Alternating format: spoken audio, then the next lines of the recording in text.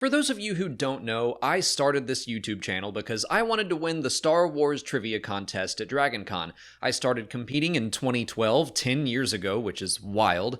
After 3 years of doing just okay, I started studying by making this YouTube channel, and then I finally won in 2019. Every other year, I would do a video on the question that knocked me out and talk about why Lin Mi is the worst Star Wars character or Goji is the worst clone trooper, stuff like that. Well, I'm happy to announce that I don't have to do that this year because after losing to Marie Wilson of Afra's Artifacts for 2 years in a row, I have reclaimed my title, winning the 2022 contest. So, like I did in 2019, I just want to take a moment to talk about some personal stuff, celebrate DragonCon and the entire team that puts on the Star Wars track and the trivia contest, and share my favorite new trivia question and hopefully still teach you some fun Star Wars stuff along the way. Let me start with that since that is the title of this video. To compete in the contest every year, you have to take a written multiple choice test, and then the top scores go up to compete the next day. And then Daniel, who writes and hosts the contest, just punishes us. The whole thing is basically organized to be insanely hard to the point where if you know the answers, you should probably go home and rethink your life because you know too much. In the second phase of the contest, Daniel shows us a picture of something, and we simply have to name what it is. He put up this picture and asked us to name what style of art it was in universe. I laughed at the question first because, come on, but I've learned to at least make a guess. I knew Mandalorian art was based off of Cubism, made most famous by Pablo Picasso. There's a mural in Pre Vizsla's office in the Mandalore plot that is directly based off of Picasso's Guernica, so I wrote Cubism down. And then I shrugged and added the word Mandalorian above it because why not?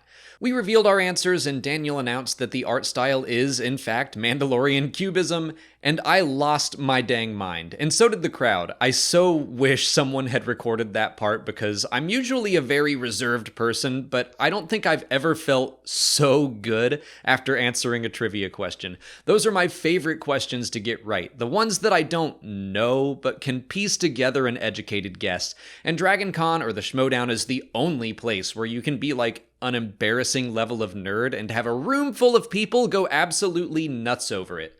Now, before I go too far tooting my own horn, I want to say a couple disclaimers. First, I'm not saying this question is impossible. I bet a lot of you watching knew the answer to that question without having to guess.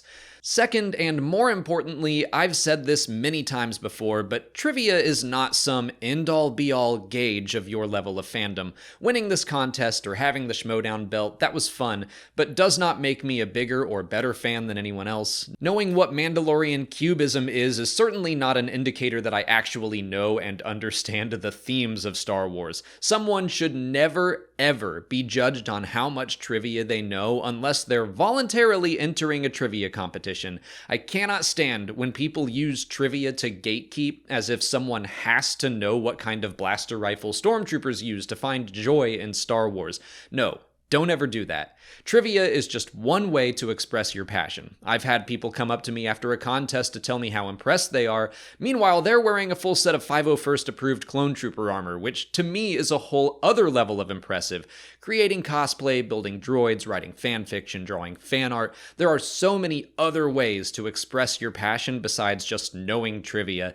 And yet for some reason, I feel like people most frequently use trivia to gatekeep. I don't like that, and I want to make it clear that my excitement over winning has nothing to do with fan elitism. Every other competitor up there could have beaten me. In fact, Evan, who got second place, probably would have if Daniel threw us a really hard Clone Wars era question. He was crushing that stuff.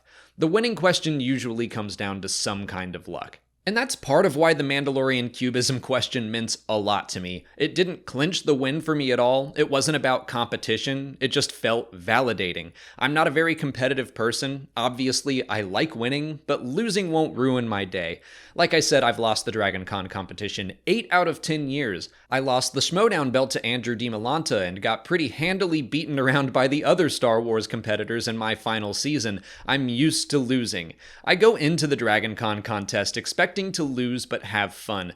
But the second I answered that Cubism question, I was like, I want this. And yeah, it felt good to win. I'm not going to be coy about that. It feels nice to have some proof that I do know a lot about Star Wars, even if it is all trivial. And winning instantly makes me reflect on the past 10 years of competing in this thing.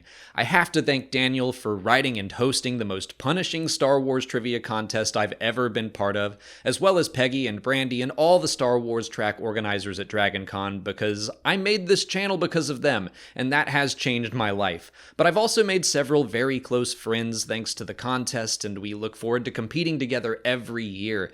It's given Molly and I yet another thing to bond over, and by the way, she has been a high scorer 4 years in a row now, and she got third last year, which makes me so proud.